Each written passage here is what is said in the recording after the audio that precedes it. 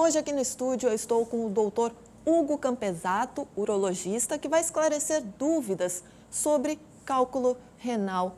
Doutor Hugo, seja muito bem-vindo aqui no nosso programa. O que a gente pode dizer do cálculo renal? 10% da população sofre com o problema, é isso? Boa tarde, Tatiana. É um grande prazer mais uma vez estar aqui com vocês. Realmente, em torno de 10% da população em geral, ela sofre de alguma forma referente às litíases renais, né? Sejam sintomáticas ou assintomáticas. O que a gente sabe, dado a importância disso, é a importância do rim, naturalmente, e do sofrimento que essas pessoas têm, né? Referente às cólicas renais, né? Realmente é um flagelo para quem sofre desse problema.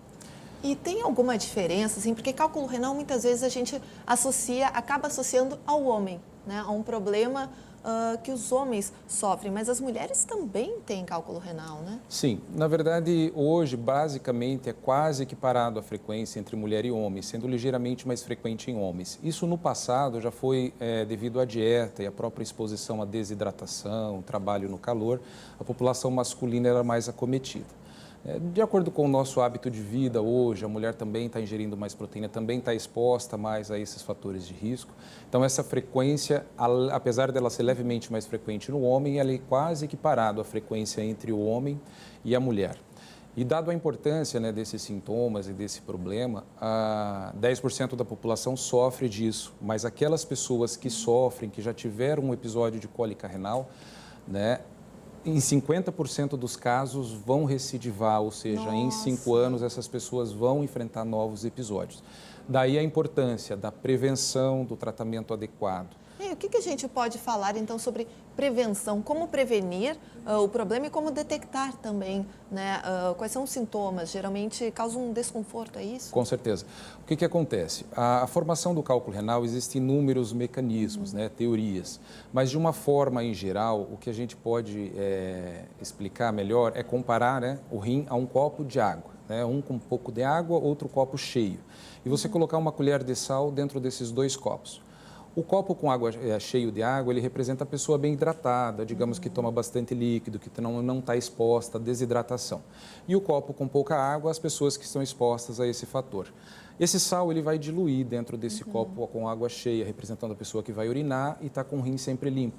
E o copo, né, com pouca água, vai precipitar esse sal, vai cristalizar. Isso representa, né, esses sais no rim das pessoas, né, se cristalizando e formando um mecanismo de formação da pedra. Então, a primeira prevenção seria se hidratar bastante. Perfeitamente. Trazendo isso para nós, né, para um efeito prático, basicamente eu tenho que aumentar a ingesta de água, de líquido livre, e diminuir a ingesta de duas substâncias mais importantes. Existem outras situações, mas isso, a grosso modo, para fins práticos, seria a ingestão de proteínas em excesso, então é um fator de risco, e de sais.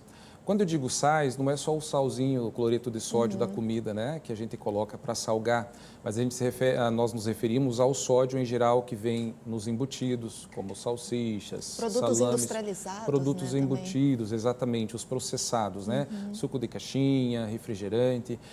Então, assim, de uma forma geral, como é que eu posso prevenir isso? De uma forma prática é aumentar a ingesta de líquido, 1,5 litro, 2 litros de água por dia, a grosso modo, e evitar o excesso de sódio, englobando tudo isso que a gente falou anteriormente, e o excesso de proteínas.